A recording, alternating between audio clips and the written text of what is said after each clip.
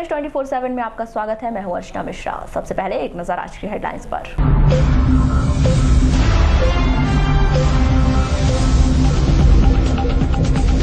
दुष्कर्म के 3 आरोपियों को जीवित रहने तक का आजीवन कारावास। जिला प्रशासन की छापामार कार्रवाई के खिलाफ व्यापारियों में विरोध, बाजार करवाया बंद। कलेक्टर दीपक आर्य ने किया बस स्टैंड, जिला अस्पताल का निरीक्षण, दिए महत्वपूर्ण निर्देश। मेडिकल कॉलेज भवन बंद तक पुरानी कलेक्ट्रेट में संचालित हो सकता है मेडिकल कॉलेज। वाराणसी जनपद की बैठक, सीईओ ने सचिव और रोजगार सहायक को लगाई फटकार। लालबजा के किसानों ने मुआवजा नहीं मिलने पर जताया विरोध, आंदोलन की भी चेतावनी। और जिले भर के मंदिरों और दुर्गा पंडालों में की जा रही जगत जननी मां दुर्गा की आराधना, विविध कार्यक्रम।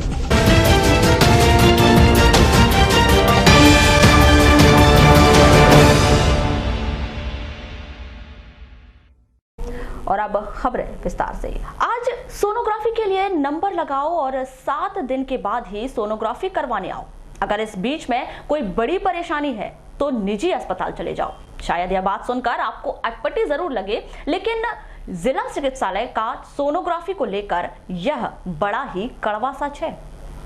रोजाना आधा सैकड़ा से अधिक मरीज, जिसमें सबसे अधिक संख्या प्रसूताओं की होती है, सोनोग्राफी करवाने के लिए अपना पंजीयन करवाते हैं। एक मशीन, एक चिकित्सा और सरकारी टाइम तो इसमें महज 1 दर्जन से अधिक मरीजों की सोनोग्राफी नहीं हो पाती। लिहाजा बाकी मरीजों को अगले 7 दिन बाद का समय दे दिया जाता है, क्योंकि यह कर्म तो रोजाना चलना है। रोजाना आधा सैकड़ा मरीज आते हैं, उनको अपना पंजीयन करवाना है। इसमें से 1 दर्जन मरीज रोजाना के और बाकी मरीज पिछली तारीख के।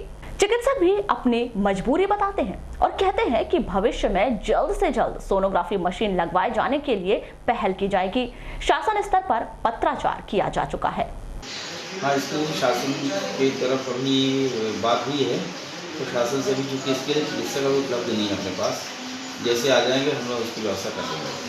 तो भविष्य में माना जा सकता है कि बालाघाट जिले को और एक सोनोग्राफी मशीन मिल सकती है। जी जी बिल्कुल। माननीय कलेक्टर महोदय हमारे और हमारे माननीय मंत्री जी आदरणीय श्री प्रदीप जायसवाल जी, खनिज मंत्री, एवं सुश्री हिना कावरे जी, दोनों के प्रयासों से हमारा अस्पताल वैसे भी काफ़ी अच्छे हद तक बढ़िया हो गया है। और लक्ष्य का प्रोग्राम जो था, जिसमें लेबर रूम को हम लोगों ने सुसज्जित किया है, उसे माननीय कलेक्टर महोदय और मंत्री जी लोगों ने हमारी बहुत मदद की। उसको हमने तैयार कर लिया, उस पर एक व्यवधान शुरू भी हो गया वहाँ पे। और दूसरा, वहाँ पे एनआरसी को भी हमने नए ढंग से बिल्कुल सुसज्जित करके वहाँ पे पूरा व्यवस्था कर रखे हैं और अच्छे से काम चल रहा है वहाँ पर। आपको बता दें कि वर्तमान सरकार व पूर्व की सरकार के जिम्मेदार मंत्रियों ने जिला अस्पताल में सोनोग्राफी मशीन लगाए जाने की पहल निश्चित की, लेकिन जिले के भीतर सोनोग्राफी करवाने वाले विशेषज्ञ रेडियोलॉजिस्ट की कमी के चलते दूसरी सोनोग्राफी मशीन जिला अस्पताल में आज तक स्थापित नहीं की जा सकी। तो अब इसे जिले वासियों का भाग्य समझें या स्वास्थ्य विभाग की लापरवाही, मामला जो भी हो, लेकिन परेशान तो मरीज को ही होना पड़ रहा है, वरना पैसे देकर निजी अस्पताल में सोनोग्राफी करवाना पड़ रहा है। शिक्षा के नाम पर व्यापार का कारोबार जिले के भीतर जमकर फल फूल रहा है, जिसमें स्कूल तो खोल दिए गए हैं, लेकिन मापदंडों का ध्यान नहीं रखा गया है। बावजूद इसके शिक्षा विभाग कार्यवाही करने से परहेज कर रहा है। शिक्षण सत्र शुरू होने के 4 माह बाद भी मापदंडों का पालन नहीं करने वाले स्कूलों को केवल शिक्षा विभाग नोटिस भेज रहा है, जिस पर अब बड़े सवाल उठने लगे हैं कि आखिर कार्यवाही कब होगी। इस विषय पर जब शिक्षा विभाग के जिम्मेदार अधिकारियों से जानकारी ली जाती है तो वह बड़े ही गोलमोल तरीके से जवाब देते नजर आते हैं। चलिए दिखाते हैं हमारे सवाल और शिक्षा विभाग के जिम्मेदारों के जवाब। हमारे विकासखंड में 120 स्कूल अशासकीय संस्थाएं संचालित है, जो पहली से 8वीं तक हैं, कुछ पहली से 5वीं तक हैं, कुछ पहली से 12वीं तक भी हैं इस विकासखंड में। और उसमें से अधिकांश स्कूल तो ठीक है, लेकिन कुछ स्कूल जो हैं वो मापदंड में उन पे के पास कुछ कमी है। तो हमने क्या किया था कि समस्त स्कूल के प्रधान पाठकों की, प्राचार्यों की, संचालकों की एक बैठक बुलाई थी बरसात के दौरान, और उनको हमने सख्त हिदायत दे दिया है कि आप अपने जो स्कूल हैं उसमें अपनी जो न्यूनतम सुविधाएं हैं उसकी पूर्ति आप कीजिए, और यदि आप नहीं करते समय सीमा में तो हम इनके खिलाफ में जिला शिक्षा अधिकारी महोदय को जो है पत्र लिखेंगे कि ये जो संस्थाएं हैं ये अपने मापदंडों को पूरा नहीं कर पा रही है, तो जो भी कार्रवाई होगी वो की जाएगी। कब तक रिपोर्ट पेश की जाएगी आपके द्वारा? अभी थोड़ी सी हमने तो पहले क्या किया था, बैठक में हमने समझाइश दे दी है। यदि वो जल्द अपना पूरे जो आवश्यकता है स्कूल में न्यूनतम सुविधाएं हो वो यदि कर लेते हैं तो ठीक है, और नहीं तो हमारे पास थोड़ी समस्याएं अभी जन शिक्षक भी हमारे पास कोई नहीं है और स्टाफ कमी है, और नहीं तो फिर मैं स्वयं भी ऐसे स्कूल जो देखूंगा और जो स्कूल ऐसे मिलते जाएंगे उनको अपन नोटिस जारी करके कार्रवाई करेंगे।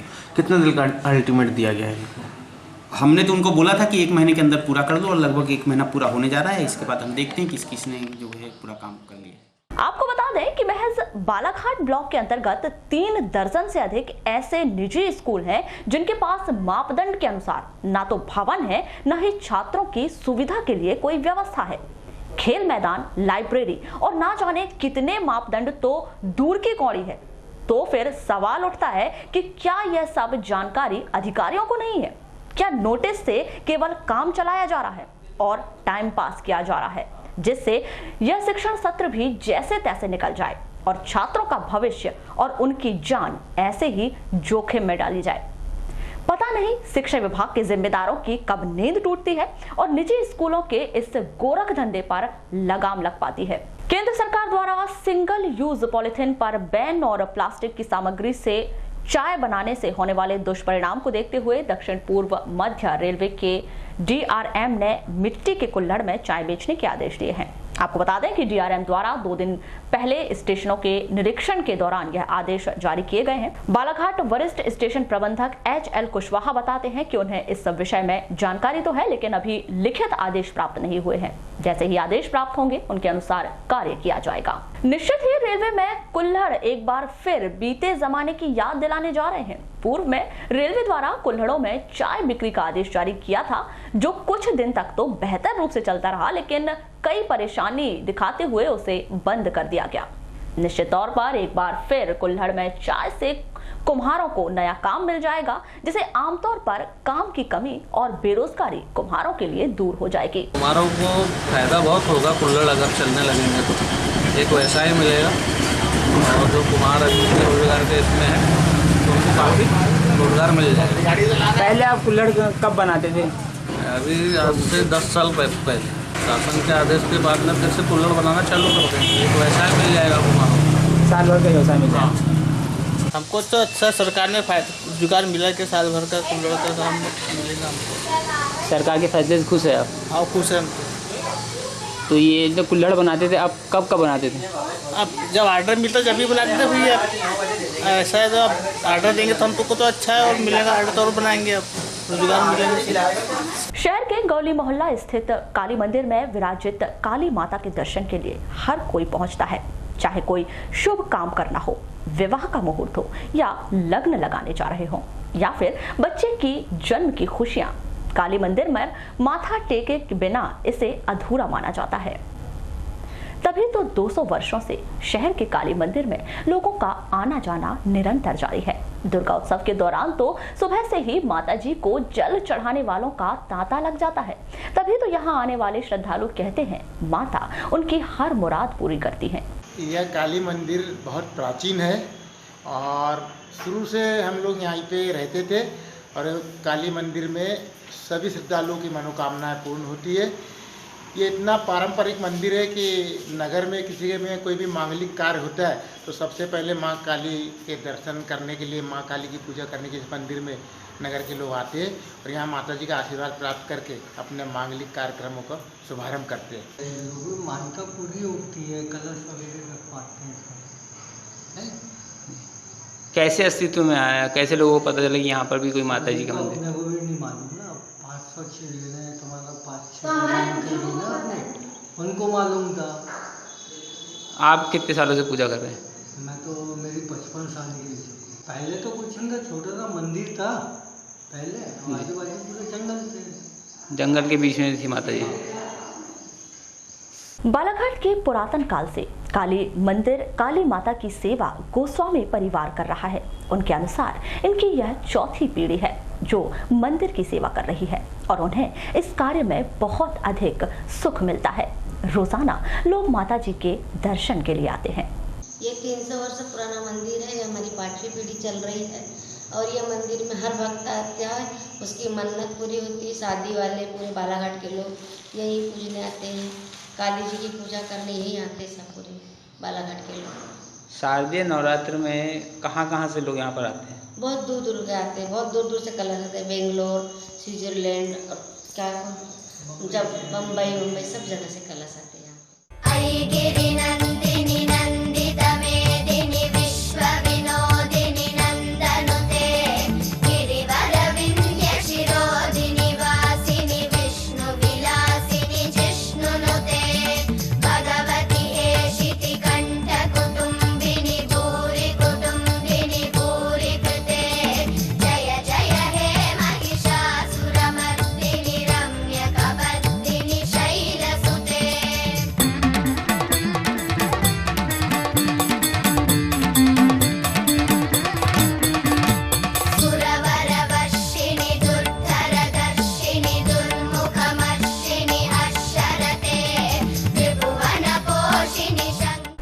अक्टूबर की सुबह कलेक्टर दीपक आर्य ने बस स्टैंड का निरीक्षण किया और इस पर कई महत्वपूर्ण फैसले लिए गए। बस स्टैंड के आसपास पार्किंग, अलग अलग रूट पर चलने वाली बसों की निकासी सहित सुरक्षा व्यवस्था के हिसाब से बस स्टैंड में सीसीटीवी कैमरे लगाए जाने के फैसले लिए गए।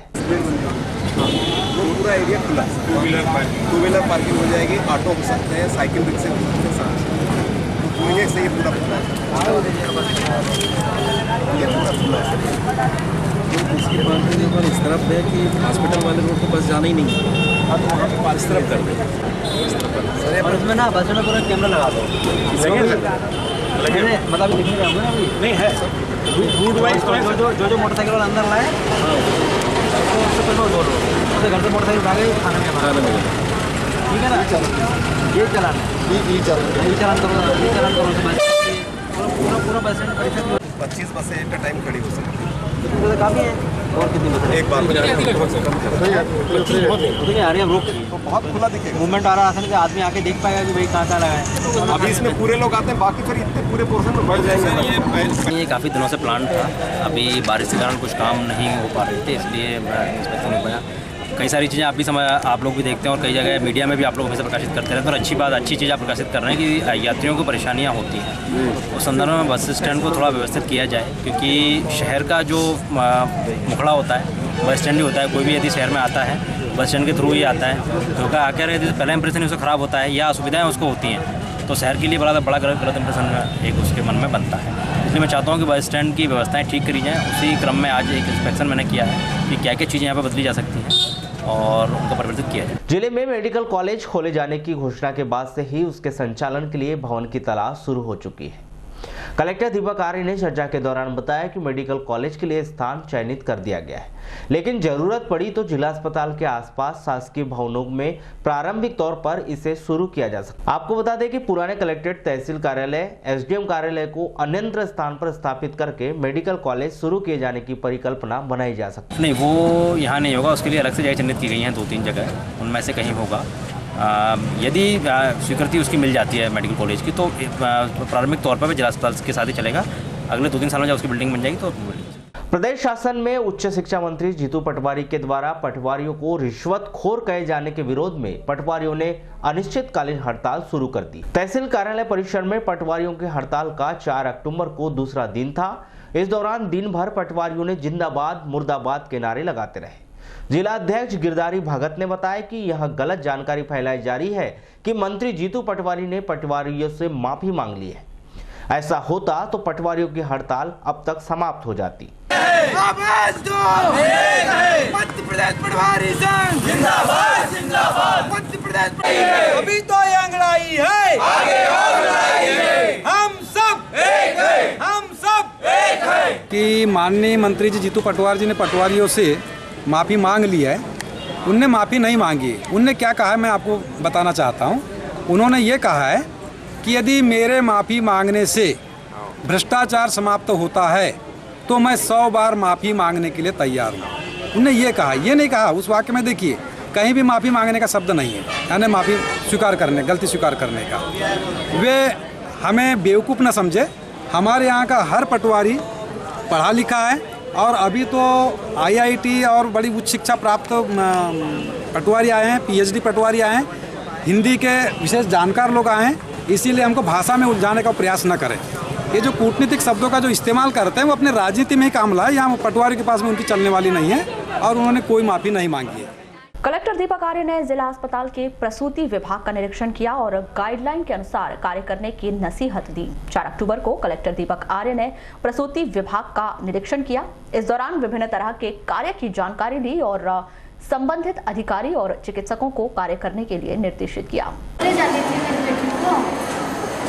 कागज नहीं दिए थे, अब सर्दी है तो 2 बार हो गई मेरे बेटे को लेकर।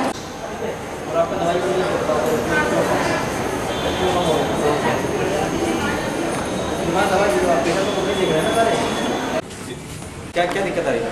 नहीं सर, यहाँ क्लिनिकल में वहाँ के लिए बोला पेशेंट को सर्वे लगने के लिए लगाना है। लेबर रूम बेसिकली लक्ष्य के अंदर एक्रेडिटेशन में उसकी एक जांच होनी है, टीम आएगी और उसके कुछ पॉइंट निर्धारित हैं। जो प्रोटोकॉल से लेबर रूम बंद हो गया था, जो कि एक मेडिकल इशू था, तो आज भोपाल से एक हैं मनीष जी जो NRHM में है, उनको बुलवाया गया था। वो आज प्रोटोकॉल सारे सेट कर रहे हैं। जो भी प्रोटोकॉल को बताएंगे उनका पालन करवा करके अपने लेबर रूम को उत्कृष्ट बनाएंगे। लालबर्रा स्थानीय तहसील कार्यालय में 4 अक्टूबर को ओलावृष्टि प्रभावित ग्रामों के कृषकों ने एकजुट होकर शासन प्रशासन के नाम तहसीलदार इंद्रसेन तुमराली को ज्ञापन सौंपकर शीघ्र फसल नुकसान का मुआवजा दिलाए जाने की मांग की। इस दौरान ग्राम बकौड़ा, गणेशपुर, मेरेगांव, जोकरबंदी, बिरसौला, बल्हारपुर, लवादा, बोट्टा हजारी, गोंडेगांव, चंदपुरी, पला कामथी, बोरी, मोहगांव, मरेरा, बहियाटिकुर, धरपीवाड़ा व निलजी सहित अन्य ग्रामों के कृषक एकजुट होकर रैली के माध्यम से नारेबाजी करते हुए तहसील कार्यालय पहुंचे, जहां ज्ञापन लेने पहुंचे तहसील के कर्मचारियों को कृषकों ने ज्ञापन देने से इनकार कर दिया। ओलावृष्टि का पैसा देना होगा, बहुत हो गई तुम्हारी। भारत माता की इंकलाब, इंकलाब, हम लोग आज पूरे 8-10 गांव के किसान तहसील कार्यालय में आए हैं ओलावृष्टि के संबंध में ज्ञापन सौंपने के लिए, और तहसीलदार के माध्यम से कलेक्टर, SDM और लालबर्रा थाना और SP और सभी को देना है, जिससे किसानों के खाते में राशि शीघ्र डले, और राशि नहीं डलेगी तो उग्र आंदोलन करने की तैयारी में हैं। वहीं तहसील कार्यालय में तहसीलदार के मौजूद न होने से समस्त कृषक धरने पर बैठ गए और नारेबाजी की, जिसके बाद मौके पर पहुंचे तहसीलदार इंद्रसेन तुमराले को ज्ञापन सौंपा गया। पिछले समय प्राकृतिक आपदा ओलावृष्टि से किसानों की फसल मार्च महीने में 20/3/2019 को अतिवृष्टि से उनकी पूरी फसल चौपट हो चुकी थी, जिसका कि हमने 22/3/2019 को एक ज्ञापन सौंपा था कि सर्वे करवाया जाए और उसकी मुआवजा राशि दी जाए, जिसका आज दिनांत तक किसी प्रकार से किसानों को सर्वे के आधार पर किसी प्रकार की राशि उन कृषकों के खातों में नहीं दी गई है, जिसके कारण हम सभी किसान बहुत आक्रोशित हैं। और उस आक्रोश के कारण हम आज पुनः ज्ञापन सौंपने तहसील कार्यालय तहसीलदार महोदय को देने आए हैं, जिसमें तहसीलदार महोदय के द्वारा यह आश्वासन दिया जा रहा है कि 2-3 दिन में आपके खाते में राशि डल जाएगी। अगर 2-3 दिन के अंदर हम लोगों ने तहसीलदार महोदय को मात्र 10 तारीख का दशहरा तक का मौका दिया है, अगर दशहरा तक हमारे खातों में राशि नहीं डलती है तो हम एक उग्र आंदोलन किसानों के द्वारा ग्राम बकौड़ा चौक पर साईं मंदिर के सामने चक्का जाम करेंगे, जिसकी संपूर्ण जवाबदेही प्रशासन की होगी। 18 व 20 मार्च 2019 को अत्यधिक ओलावृष्टि के कारण खेतों में लगी रबी की फसल चना, गेहूं और अलसी सहित अन्य फसल पूरी तरह से नष्ट हो गई थी, जिसका मुआवजा आज तक किसानों को प्राप्त नहीं हुआ है।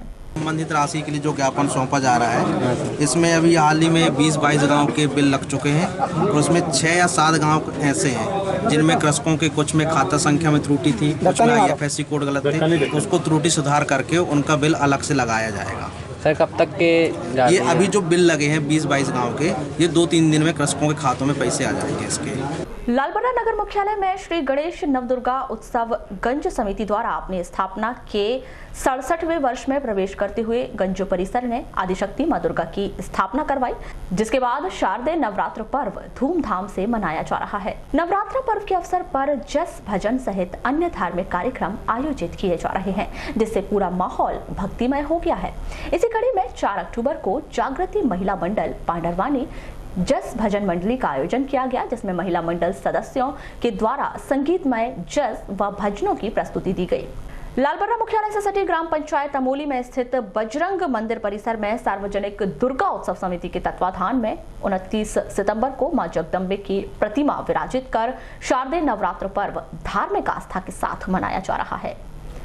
नवरात्र पर्व की पंचमी के अवसर पर गुरुवार को रात 8 बजे महाआरती का आयोजन किया गया, जिसमें ग्राम की युवतियों व महिलाओं के द्वारा अपने अपने घरों से आरती की थालियां सजाकर माता रानी के दरबार पहुंचाया गया, जहां विधि विधान से पूजा अर्चना कर मां जगत जननी की महाआरती की गई। साथ ही मां जगदम्बे के जयकारे भी लगाए गए, जिससे पूरा परिसर माता रानी के जयकारों से गुंजायमान हो उठा।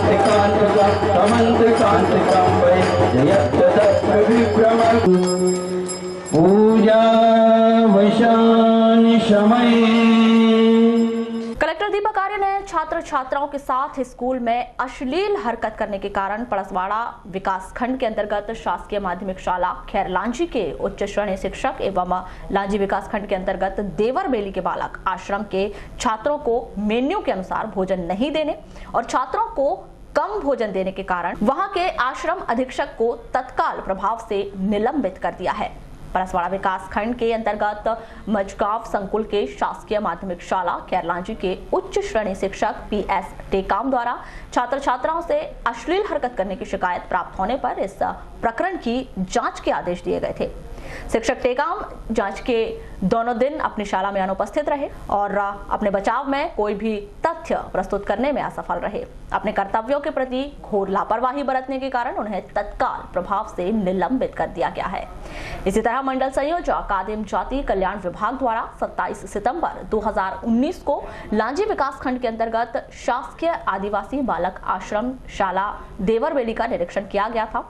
निरीक्षण में पाया गया था कि आश्रम के अधीक्षक KL कालबेले द्वारा आश्रम में निवासरत छात्रों को भोजन व्यवस्था ठीक से नहीं दी जा रही है। निरीक्षण के समय आश्रम अधीक्षक कालबेले शराब का सेवन कर नशे की हालत में थे। कलेक्टर श्री आर्य द्वारा उन्हें तत्काल प्रभाव से निलंबित कर दिया गया है। जिला प्रशासन द्वारा बीते दिनों से लगातार की जा रही छापेमार कार्रवाई का व्यापारियों ने विरोध दर्ज किया है और 4 अक्टूबर को कुछ देर के लिए शहर का पूरा बाजार बंद करवा दिया गया। उससे पहले शहर के सुभाष चौक पर स्थित पल्सेस हाउस में टीम द्वारा निरीक्षण किया गया। संयुक्त टीम द्वारा निरीक्षण में पाया गया कि बेसन के बैग में मैन्युफैक्चर डेट का न होना पाया गया था, जिस कारण पल्सेस हाउस से बेसन के 50 किलो के 30 बैग को सीज कर जब्त कर दिया गया और इस बेसन के सैंपल लेकर जांच के लिए प्रयोगशाला भेजने की कार्यवाही की गई। इसके बाद बागरेचा किराना भंडार इंदिरा इंटरप्राइजेज में भी छापामार कार्यवाही की गई। टीम द्वारा बागरेचा किराना भंडार के गोडाउन में निरीक्षण किया गया तो गोडाउन में बेसन के 70 बैग में मैन्युफैक्चरिंग डेट का न होना पाया गया, जिसे जब्त कर पंचनामा कार्यवाही की गई। जब्त किए हुए बेसन को व्यापारी की ही अभिरक्षा में रखा गया है। इस छापामार कार्यवाही में 2,84,000 रुपए का बेसन जब्त किया गया। मैडम की तानाशाही नहीं चलेगी, बोलते छापे मार रही ना मैडम।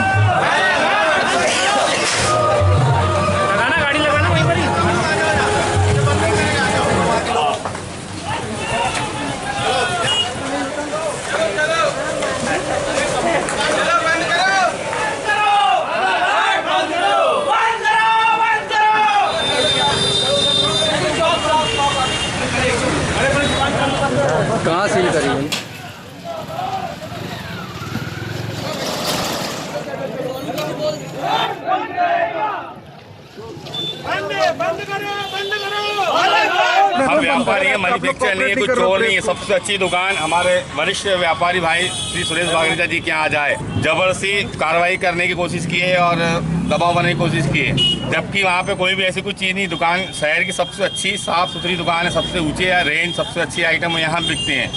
आज एक कलेक्टर को भी कुछ चीज़ चाहिए तो सिर्फ इंदिरा ट्रेडर्स और बागरेचा किराने में आते हैं। कलेक्टर महोदय को भी चाहिए, लिखिए आप ये, एसपी महोदय को भी चाहिए तो यहीं आएंगे वो। आपको एक बात बता दो, आप ज्ञापन सौंपने आए थे एक दिन, 15 दिन का इन्होंने समय बोला था, शायद इनके कलेक्टर से बात भी हुई थी, प्रतिनिधिमंडल आप ही गए थे, आपने प्रेस के सामने बयान देते हुए बताया था कि 15 दिन के भीतर। उसके बाद अभय सेठिया को फिर उन्होंने 20 दिन का छूट दिया परसों चैम्बर, मैं नागपुर गया तो उस समय नहीं, ऐसा कोई बयान तो प्रेस में आया नहीं, लेकिन गलत नीतियों से हम लोग परेशान है व्यापारी, आप समझ लो। यही बोल रहा हूँ, मेरे साथ इसके पहले भी और बहुत सारी कार्रवाइयाँ हुई, वहाँ पर ऐसा नहीं हुआ कि व्यापारियों ने बंद कराया हो। आज आपके कार्रवाई होने के बाद व्यापारी स्वेच्छा से सब बंद कर रहे हैं, सपोर्ट में हम स्वेच्छा से बंद कर रहे हैं। क्या ये माना जाए प्रशासन जो कार्रवाई कर रहा है ये जानबूझ के कर रहा है? हाँ बिल्कुल बिल्कुल, दुकान खा रहे हैं, हम तो यहाँ खड़े हुए हैं, अपनी दुकान सामने खड़े हैं, अपना चौक है, दुकान पे खड़ा लोग करेंगे तो मैं क्या करूँ? बंद करना होगा तो पहले परमिशन लेंगे, जाके पिताजी कल मरेंगे और लोग दुनिया बालाघाट आएगी तो मैं क्या करूँगा? नहीं वो वाली बात नहीं ना जी, कहाँ अल्लाह जो जय हो रहा है हम अपनी दुकान बंद है, मेरी दुकान बंद है, मैं अपनी स्वेच्छा से। व्यापारियों के साथ जिस प्रकार का व्यवहार किया जा रहा है वो निंदनीय है।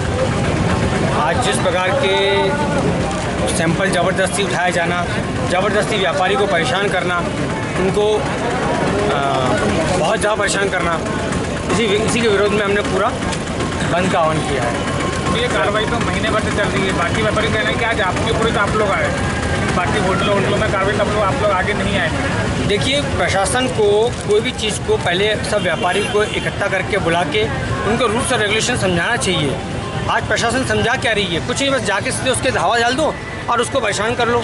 मानसिक रूप से परेशान, आर्थिक रूप से परेशान, किस रूप से परेशान? हर तरीके से परेशान कर रहा है उसको, और सामाजिक रूप से परेशान लग। आप क्या दिखाना चाह रहे हैं? प्रशासन ने लिस्ट जारी करी है 15 दिन तक, एक लिस्ट जारी हुई है प्रशासन की तरफ से, उस मापदंडों में सामान आपको रखना है। अभी तक के कोई लिस्ट हमें नहीं मिली है, न किसी व्यापारी को मिली है। प्रशासन अपने आप में लिस्ट बना के अपने आप को ही दे रही है, बात अलग है। मेरा पैकिंग का व्यापारी है, मतलब सिंगल बैग पन्नी के अलावा हर प्रकार की पन्नियाँ उठाई जा रही नगर पालिका के द्वारा भी, मतलब कोई भी पन्नी किसी फीस पे कार्रवाई हो जा रही है। अच्छा, रसीद दे रहे हैं या नहीं? नहीं, रसीद कोई प्रकार की किसी को भी नहीं मिल रही। जुर्माना कार्रवाई हो रही है कि सिर्फ जब्ती कार्रवाई हो रही है? जब्ती भी हो रही है, जुर्माना भी हो रही है, जुर्माने की रसीद भी नहीं मिली जा रही, की भी कोई गलत है, निंदनीय बात है। मध्य प्रदेश शासन के आदेश पर और जिला कलेक्टर के आदेश पर ये सब कार्रवाई हो रही है। जन उपयोगी चीज़ें, खान पान की चीज़ें स्वास्थ्य की दृष्टि से अच्छी रहना चाहिए, ये आम जनता भी चाहती है, आम व्यापारी भी चाहता है, कहीं कोई दिक्कत नहीं है। कुछ चीज़ें जागरूकता की है। मैंने 2 दिन पहले कलेक्टर साहब को एक व्यापारियों का प्रतिनिधि मंडल ले जाकर कलेक्टर साहब से चर्चा किया था। चर्चा में ये बताया था कि आपके सारे विभाग जितने हैं वो बैठ जाएं, व्यापारियों को बुला देते हैं, व्यापारियों को बताएं कि ये नियम का पालन करना आपको आवश्यक है। आप जिस प्रकार की कार्रवाई करके छापामार कार्रवाई और ये कार्रवाई इतनी जब्ती, जैसे झिल्ली की जब्ती बता रहे, अरे झिल्ली जहाँ बन रही है, मैन्युफैक्चरिंग हो रही है, वहाँ बंद कर दो। आप 500 रुपये झिल्ली पे आप वो लगा रहे हो अपना जुर्माना, ये कहीं भी ठीक नहीं है। और आज जो कार्रवाई हुई है उसमें केवल एक बेसन का मामला था। बेसन आया नागपुर से, उसके बिल बाउचर पूरे हैं, 4 दिन पहले बेसन आया है और उसमें मैन्युफैक्चरिंग डेट नहीं लिखी, तो डेट नहीं लिखी तो ये मैन्युफैक्चर की गलती है। सारे लोग यहाँ पे विक्रेता है, मैन्युफैक्चरर नहीं है ये। मैन्युफैक्चरर कोई गलती करता है उसका दोष व्यापारी पर नहीं दिया जा सकता। और वही विशेष जनहानि की लायक ऐसी कोई बात नहीं थी। आज मैंने डिप्टी कलेक्टर आयुषी जैन और फूड ऑफिसर, फूड इंस्पेक्टर।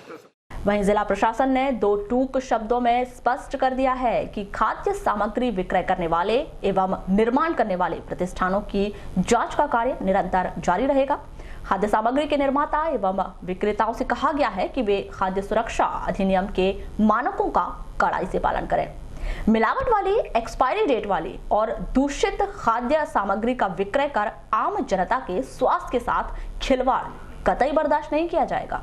जिले के बहुचर्चित भटेरा सामूहिक दुष्कर्म केस में जिला एवं सत्र न्यायाधीश राजेंद्र प्रसाद गुप्त की न्यायालय में 3 आरोपियों को जीवित रहने तक का आजीवन कारावास और अर्थदंड से दंडित किया है। जिला अभियोजन अधिकारी के.एल. वर्मा से मिली जानकारी के अनुसार 1 अगस्त 2016 की शाम करीब 7:30 बजे बालिका साइकिल से अपने घर जा रही थी। इसी दौरान सोन डोंगरिया पुलिया के पास अचानक आरोपी चतुर्सेन, अप्पी और धर्मेंद्र द्वारा अचानक पीड़िता के सर पर तलवार से वार किया गया, जिससे वह नीचे गिर गई। जिसके बाद सभी तीनों आरोपियों द्वारा बारी बारी से पीड़िता के साथ दुष्कर्म की घटना को अंजाम दिया गया। इस दौरान उसे जान से मारने की कोशिश की, तब पीड़िता बामुश्किल आरोपियों के पास से बचकर घर पहुंची। पूरी घटना की रिपोर्ट कोतवाली बालाघाट में की गई। पीड़िता की शिकायत पर तीनों आरोपियों को गिरफ्तार कर लिया गया था। घटना इस प्रकार थी कि दिनांक 1 अगस्त 2016 को पीड़िता जो है यहाँ बालाघाट से काम के बाद वापस घर जा रही थी। जब वो भटेरा शाम को करीब 7 साढ़े 7 बजे पहुँची, साइकिल से जा रही थी। वहाँ सोन डुगरिया के पास पुलिया के ऊपर 2 लड़के बैठे थे, एक खड़ा था वहीं।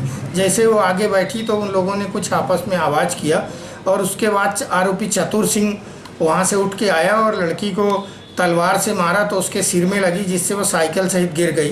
दोबारा तलवार मारा तो उसने हाथ से पकड़ लिया, तब तक लड़की गिर गई। उसे उठा करके और आरोपीगण जंगल की ओर ले गए। वहाँ ले जाकर उसके साथ दुष्कर्म किया और आरोपीगण ने के साथ 2-2 3-3 बार दुष्कर्म किया। काफ़ी समय तक जब वो बिल्कुल बेहोश टाइप की हो गई तो उसको ये मार डालने की नीयत से थे, लेकिन लड़की ने अपनी किसी तरह से जान बचाई और काफ़ी भयग्रस्त हो गई थी। उसमें से एक आरोपी जो है उसको लेकर के उसके घर तक पहुंचाया, जहां से उसकी मां उसको अस्पताल पहुंचाई। दूसरे दिन सुबह जब वो कुछ होश हवास में आई तो लड़की ने फिर घटना बताई, जिसमें न्यायालय में उसका विशेष रूप से भूमिका इसमें डीएनए रिपोर्ट रही, जिसमें डीएनए रिपोर्ट पॉजिटिव पाई गई और जिसमें तीनों आरोपियों का विस्तृत खुलासा हुआ कि हाँ इनके साथ इन लोगों ने गैंग रेप किया है पीड़िता के साथ। जिसमें आज माननीय न्यायालय श्री राजेंद्र कुमार गुप्त जिला एवं सत्र न्यायाधीश ने आरोपीगण को दोषी पाते हुए गैंग रेप के मामले में धारा 376D में आरोपीगण को शेष प्राकृतिक जीवन काल तक के लिए आजीवन कारावास। सरकार पर वादा खिलाफी का आरोप लगाते हुए किसानों की विभिन्न मांगों को लेकर अन्नदाता किसान संगठन द्वारा 27 सितंबर से कटंगी के जोड़ सड़क कटेघरा में अनिश्चितकालीन धरना प्रदर्शन लगातार जारी है। इसी कड़ी में शुक्रवार को अन्नदाता किसान संगठन के बैनर तले किसानों ने एक रैली निकालकर कटंगी एसडीएम कार्यालय में एक ज्ञापन सौंपा। किसानों का 2 लाख तक का पूर्ण कर्ज माफ किए जाने, वन्य प्राणियों से फसलों को हुए नुकसान का उचित मुआवजा देने, जनवरी माह में खरीदी की गई धान का पूर्ण भुगतान ब्याज के साथ दिए जाने, धान गेहूं का समर्थन मूल्य महाराष्ट्र और छत्तीसगढ़ राज्य की तर्ज पर 2500 रुपए प्रति क्विंटल दिए जाने व खरीफ व रबी की फसलों का बोनस दिए जाने सहित किसानों से जुड़ी अन्य मांगों को लेकर ज्ञापन सौंपा गया है। पद्मेश सिटी केबल के दर्शकों के लिए एक विशेष सूचना है कि वे जल्द से जल्द कार्यालय पहुंचकर अपना केवाईसी अनिवार्य रूप से करवा लें। आपको बता दें कि ट्राई के नियम के अनुसार सिटी केबल के दर्शकों को केवाईसी करवाना अनिवार्य है, वरना वरिष्ठ स्तर के आदेश अनुसार उनका प्रसारण बाधित हो सकता है। असुविधा से बचने के लिए हमारे दर्शक सुबह 11 बजे से रात 8 बजे तक कालीपुत्री हमारे पद्मेश सिटी केबल कार्यालय पहुंचकर अनिवार्य रूप से केवाईसी करवा लें। वारासिवनी जनपद पंचायत अंतर्गत समस्त सचिव 4 अक्टूबर को जनपद पंचायत में एकत्रित होकर जनपद सीईओ संजीव गोस्वामी को ज्ञापन सौंपकर सचिवों के वेतन से 1 दिन का वेतन कटौती कर मुख्यमंत्री आपदा कोष में जमा करने की मांग की। सचिवों ने बताया कि मध्य प्रदेश पंचायत सचिव संगठन राज्य स्तरीय इकाई द्वारा हम सबकी स्वैच्छिक स्वीकृति पर निर्णय लिया गया है कि मध्य प्रदेश में जो भीषण बाढ़ आई है, जिससे आम जनजीवन अस्त व्यस्त हो गया है और किसान बड़ी मात्रा में प्रभावित हुए हैं, जिनकी मदद के लिए 1 दिन का वेतन प्रत्येक जनपद स्तर पर सितंबर माह का वेतन जो 1 से 5 अक्टूबर के मध्य हमारी सैलरी अकाउंट में जमा होना है, उसमें हमारे इस वेतन से 1 दिन का वेतन सीधा मुख्यमंत्री आपदा कोष में जमा किया जाए। मध्य प्रदेश में इस वर्ष अति वर्षा हुई है और अति वर्षा होने के कारण किसानों की फसल चौपट हो चुकी है। तो शासन के खाते में 23,000 पंचायत सचिव जो है मध्य प्रदेश शासन के अपने 1 दिन का वेतन जमा कर रहे हैं, जिससे 2 करोड़ से अधिक की राशि जमा होगी और वो किसानों को आपदा के समय राहत कार्य के लिए बांटी जाएगी। इस अवसर पर क्या संदेश देना चाहते हैं अपने नगरवासियों को? नगरवासियों से यही अपेक्षा है कि जो भी संकट की घड़ी में खड़ा होता है उसके साथ हम लोगों को खड़ा रहना चाहिए। इसी दिशा निर्देश से हमारे संगठन ने एक निर्णय लिया है और भविष्य में ऐसे जो भी आपदाएं आती रहेगी उसका हमारा संगठन उसके लिए हमेशा खड़ा रहेगा।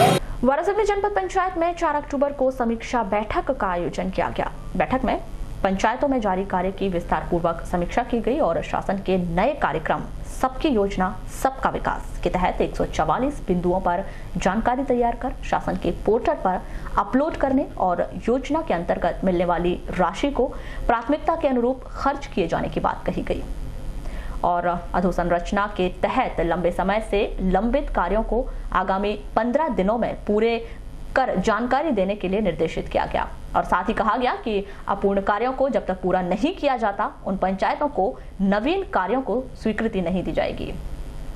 सचिव और रोजगार सहायकों को जनपद सीईओ ने फटकार लगाते हुए कहा कि मनरेगा के तहत लंबित कार्यों को जल्द पूरा किया जाए और 110 कार्यों में एक मास्टर रोल किया गया है। सभी पंचायतों में प्रगतिरत निर्माण कार्यों के संबंध में आज की बैठक आयोजित की गई थी। आज की बैठक में विशेष था कि साप्ताहिक रूप से मैं समीक्षा में सचिव और रोजगार सहायकों को तो बुलवाते ही हमारी बैठक में समीक्षा करते हैं साप्ताहिक रूप से, लेकिन आज की बैठक में सभी पंचायतों के सरपंच साहिबानों को भी बुलवाया गया था और जिनमें से बहुत सारे सरपंच लोग उपस्थित हुए और उनके साथ में जो पंचायतों में अभी भी काम अधूरे हैं या प्रगतिरत हैं ऐसे कार्यों को शीघ्र पूर्ण करने के लिए हम सभी ने बैठ के आपस में चर्चा की है और लक्ष्य निर्धारित किया है कि इन कामों को समय सीमा में लगभग 30 नवंबर तक सभी कार्यों को जो प्रगतिरत है उनको पूर्ण करेंगे। और सर सचिवों के द्वारा कुछ लापरवाही सामने आई?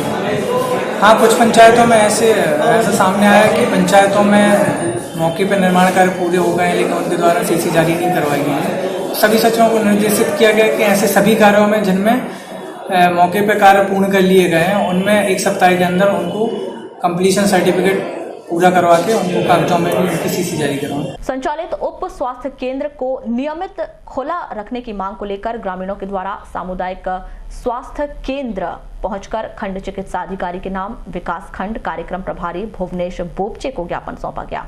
ग्रामीणों ने बताया कि उप स्वास्थ्य केंद्र खारी में पदस्थ स्वास्थ्य कर्मियों के द्वारा केंद्र को नियमित नहीं खोला जाता और न ही कर्मचारी उपस्थित रहते हैं, जिससे ग्रामीणों को स्वास्थ्य सेवाओं का लाभ लेने के लिए परेशानियों का सामना करना पड़ रहा है। हमारे यहाँ उप स्वास्थ्य केंद्र है जिसमें निश्चित ही शासन की योजना के अनुसार जो वहाँ पे जो मैडम है वो हर दिन प्रतिदिन आना चाहिए, लेकिन वो स्वास्थ्य केंद्र खुलते ही नहीं और ना मैडम आती समय में। उसके लिए आज हम कल ग्राम सभा थी 2 अक्टूबर को, तो ग्रामीण जनों के साथ यहाँ पे हम ज्ञापन देने आए हैं बीएमओ साहब को कि ताकि वो स्वास्थ्य केंद्र रोज कम से कम 1 से 2 घंटा तो खुले। वाराणसी मुख्यालय से लगभग 7 किलोमीटर दूर स्थित ग्राम पंचायत कायदी के बनिया टोला पहाड़ी पर स्थित त्रिवेणी पिंडी संगम श्री माता वैष्णो देवी मंदिर में विराजी श्री माता वैष्णो देवी के दर्शन करने के लिए भक्तजन 165 सीढ़ी चढ़कर माता रानी की पूजा अर्चना कर आशीर्वाद प्राप्त कर रहे हैं। त्रिवेणी संगम श्री माता वैष्णो देवी मंदिर में 83 तेल और 5 घी के ज्योति कलश प्रज्वलित कर जवारे बोकर शारदीय नवरात्र पर्व भक्तिभाव के साथ मनाया जा रहा है। वाराणसी क्षेत्र में स्थित श्री माता वैष्णो देवी मंदिर समूचे क्षेत्र में आस्था का केंद्र माना जाता है। पहाड़ी में विराजित जगत जननी मां वैष्णो देवी के भक्तजन माता रानी के दरबार में माथा टेकने पहुंचते हैं और मंदिर में मांगी जाने वाली सभी मनोकामनाएं पूरी होती हैं। बालाघाट जिले सहित अन्य जिलों व राज्यों के भक्तजन पहुंचकर माता रानी के दरबार में माथा टेक रहे हैं।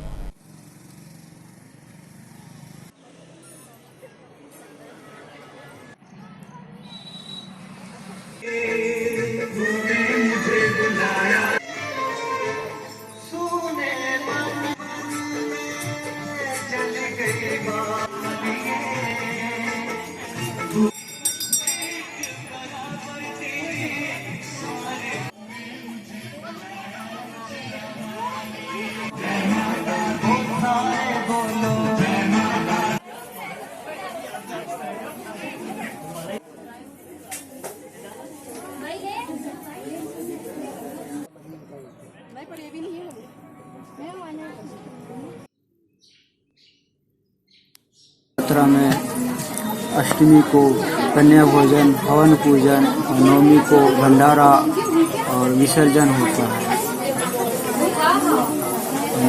नवरात्रा हर्षोल्लास के साथ मनाया जाता है हर वर्ष। इस वर्ष कितने कलश प्रज्वलित किए गए? 43 घी की हैं और 5 घी की है, 43 तेल की है। यहाँ कहाँ से भक्त पहुँच रहे हैं? भक्त काफ़ी दूर दूर से आते हैं दर्शन के लिए। क्या मान्यता है? मान्यता हो मनोकामना पूर्ण होती है हर वक्त की। यानी जो भी आता है सच्चे दिल से मनोकामना मांगता है उसकी मनोकामनाएं पूर्ण होती है। अब खबर बैहर से। जिले के बैहर तहसील मुख्यालय में बस स्टैंड में विराजित 108 देवी प्रतिमा जिले के साथ साथ पूरे प्रदेश में अपनी अलग पहचान और चर्चा का विषय बनी हुई। बैहर में दुर्गा भक्तों ने मुख्य 3 प्रतिमाओं के अलावा देवी स्वरूप के 108 छोटी बड़ी प्रतिमाएं स्थापित कर एक प्रकार से रिकॉर्ड बनाया है। स्थानीय बस स्टैंड में इसके लिए विशालकाय पंडाल बनाया गया है। इसके अलावा बैहर के प्रसिद्ध सिद्धपीठ सियारपाट और खैर माता के स्वरूप की प्रतिमाओं को आकर्षक रूप से सजाकर रखा गया है। पंडाल के अलावा आसपास के क्षेत्र में रंग बिरंगी आकर्षक विद्युत साज सज्जा भी भक्तजनों को आकर्षित कर रही है।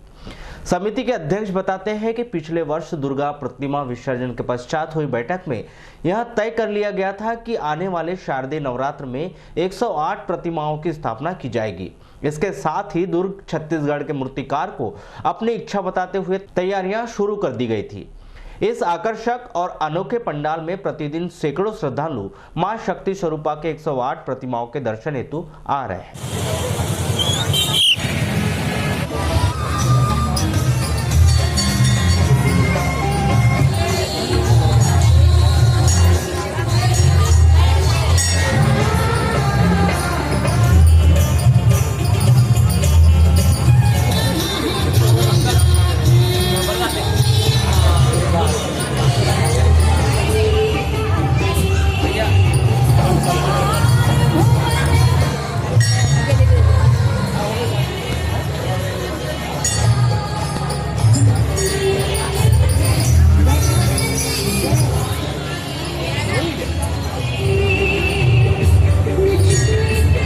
जिला मुख्यालय सहित अन्य ग्रामीण अंचलों में नवरात्रि का महापर्व हर्षोल्लास के साथ मनाया जा रहा है, जहां विभिन्न दुर्गा उत्सव समिति के द्वारा रोजाना ही विभिन्न कार्यक्रमों के आयोजन किए जा रहे हैं।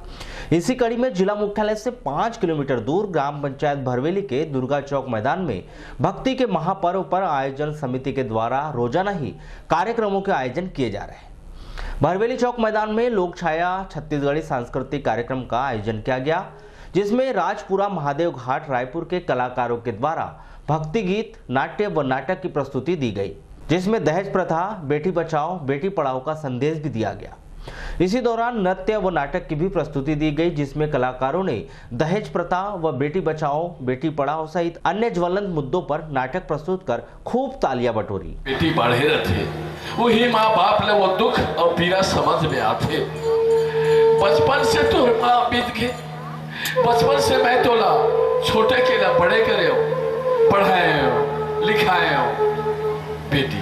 अब बस मोर ये धर्म तो बचे नहीं से कैसे करके तोर हाथ पीला कर दो कहीं के मैं हाथ और सगाई करके कोई अपराध नहीं करे बेटी।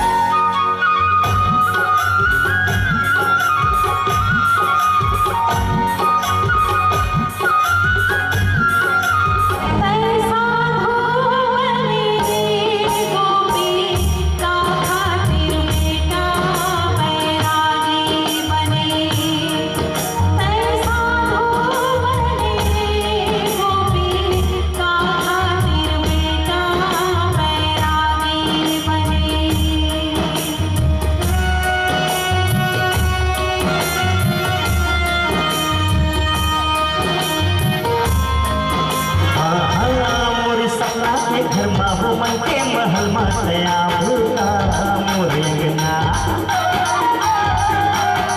मोरे सपना के घर में हो मन के महल में झूले महामाई मोरे अंगना झूले महामाई मोरे अंगना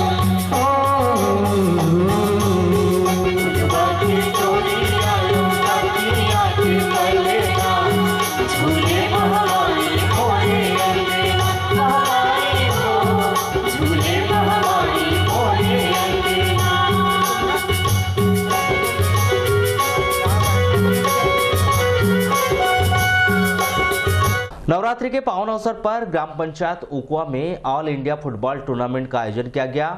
30 सितंबर से आयोजित इस फुटबॉल टूर्नामेंट में 18 फुटबॉल टीमों ने हिस्सा लिया है, जिसका फाइनल मैच 5 अक्टूबर को खेला जाएगा। ग्राम पंचायत उकुआ में आयोजित ऑल इंडिया फुटबॉल टूर्नामेंट प्रतियोगिता का आयोजन किया जा रहा है। प्रतियोगिता में हिस्सा सार्वजनिक दुर्गा उत्सव समिति दुर्गा चौक मैदान में मॉयल उकुआ के द्वारा ऑल इंडिया फुटबॉल प्रतियोगिता में 18 फुटबॉल टीमों ने हिस्सा लिया है, जिसमें Jagannath sporting Bangalore, KDPS Bhopal, young boys Akola, MP police Bhopal, Ratlam city Ratlam, angel academy Amravati, BM boy Chandora Chhattisgarh, city club Gondia और मॉयल 11 बालाघाट ऐसी 18 फुटबॉल टीमों ने इस प्रतियोगिता में हिस्सा लिया है, जहां रोजाना ही मैदानों में फुटबॉल प्रेमियों की काफी भीड़ देखी जा रही है।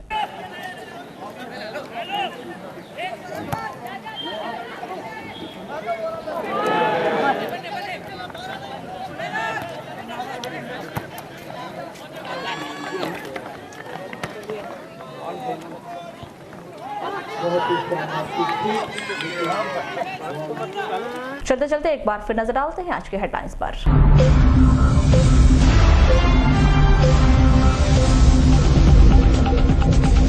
दुष्कर्म के 3 आरोपियों को जीवित रहने तक का आजीवन कारावास। जिला प्रशासन की छापामार कार्रवाई के खिलाफ व्यापारियों में विरोध, बाजार करवाया बंद। कलेक्टर दीपक आर्य ने किया बस स्टैंड जिला अस्पताल का निरीक्षण, दिए महत्वपूर्ण निर्देश। मेडिकल कॉलेज भवन बनते तक पुरानी कलेक्ट्रेट में संचालित हो सकता है मेडिकल कॉलेज। वाराणसी जनपद की बैठक, सीईओ ने सचिव और रोजगार सहायक को लगाई फटकार। लालबजा के किसानों ने मुआवजा नहीं मिलने पर जताया विरोध, आंदोलन की भी चेतावनी। और जिले भर के मंदिरों और दुर्गा पंडालों में की जा रही जगत जननी मां दुर्गा की आराधना, विविध कार्यक्रम।